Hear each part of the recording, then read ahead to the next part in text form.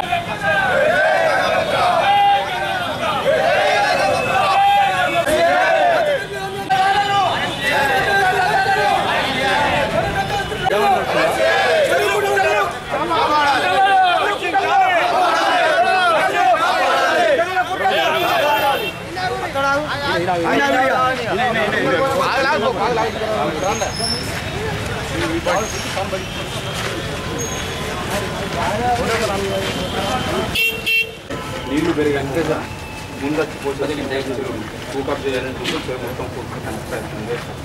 ఇంతకుముందు ఒక వారం రోజుల కిందట మట్టి తీయించింది, లెటర్ కూడా ఇచ్చారు. మరో బలపెట్టుకున్నది ఇంతకుముందు 2-3 కాపులు పట్టుకోలేదు. మొత్తం బండి సార్ సర్వే చూడండి. మొదటి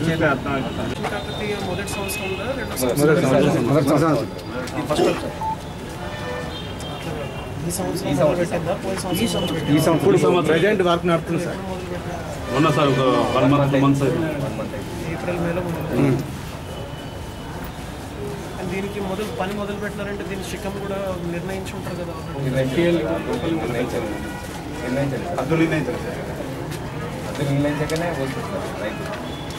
మీరు తెలుసుకోవాల్సింది ఏంటంటే శిఖం అన్నది రెవెన్యూ వాళ్ళు నిర్ణయిస్తారు.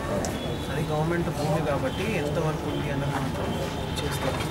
ఎఫ్టీఎల్ ఇందాక ఎవరు ఎఫ్టీఎల్ మాట్లాడుతున్నారు. ఎఫ్టీఎల్ నిర్ణయించాల్సింది ఇరిగేషన్ వాళ్ళు. మీకు తెలిసి తెలియక మీరు అన్నీ మా దగ్గరికి వస్తారు. ఇక్కడికి వస్తే ఎఫ్టీఎల్ వాళ్ళు దీంట్లో ఇబ్బంది ఎక్కడ వస్తుంది అంటే ఎఫ్టీఎల్లో కూడా పట్టా భూములు ఉంటాయి. శిఖం అంటే చెరువులు మాత్రం కేవలం గవర్నమెంట్ భూమి. దాంట్లో ఎట్టి పరిస్థితుల్లో ఎవరు కూడా ఆక్రమించడానికి వీల్లేదు, ఎవరు కూడా మట్టిపోవడానికి వీల్లేదు. ఇప్పుడు మీరు మాట్లాడుతున్నది నాకు అర్థమైనంత వరకు అది ఎఫ్టీఎల్ లోపల ఉంటుంది, కానీ ఎఫ్టీఎల్ లోపల పట్టా భూములు ఉంటాయి.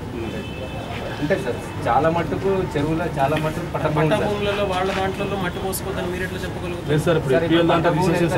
ఇప్పుడు కల్లపల్లి చెరువు 50 ఎకరాలే ఉంది సార్ పరంపూర్ ల్యాండ్. మిగతాదంతా పట్టా భూములే సార్. దాదాపు పట్టా భూములు 200 ఎకరాల 150 ఎకరాలు పట్టా భూములు సార్. పట్టా భూములు అని మనం పోసుకోమంటే సార్ చెరువు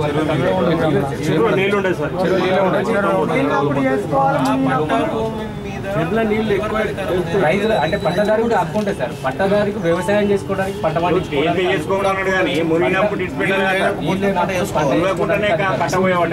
మూరం పోసి ఐడి వేసి కబ్జా చేసుకొని ప్లాట్లు పెట్టుకోవడానికి లేకుంటే పైకి చేసుకొని రెగ్యులర్గా పొలం చేసుకోవడానికి కాదు సార్. ఒకటే పంట చేసుకోవడానికి కొరకు, అది వేసంగి పంట చేసుకోవడానికి కొరకు ఒక పంట అట్లా 150 ఎకరాలు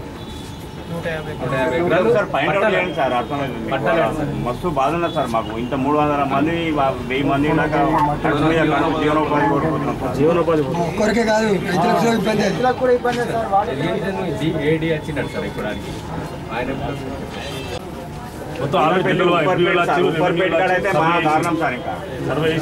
ప్రతి చెర్ల సార్ దాదాపు 10 ఎకరాలకు ఉంటుంది సార్. పరంపూర్ ల్యాండ్ కట్టకే ఉంటుంది. ఇదంతా పట్ట ఫోటో మీరు చేయాల్సింది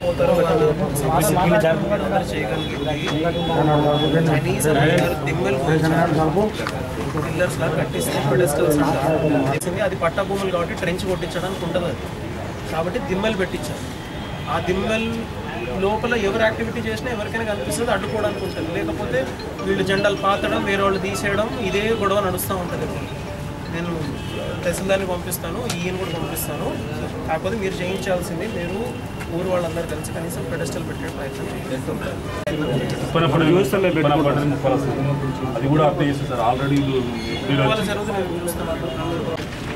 భూ కబ్జాదారులు రాత్రి ఈ మిషన్ కాకతీయ అనుకుంటూ మిషన్ పెట్టి చెరువును పూర్తిగా నాశనం చేయడానికి పట్టుబట్టిరు.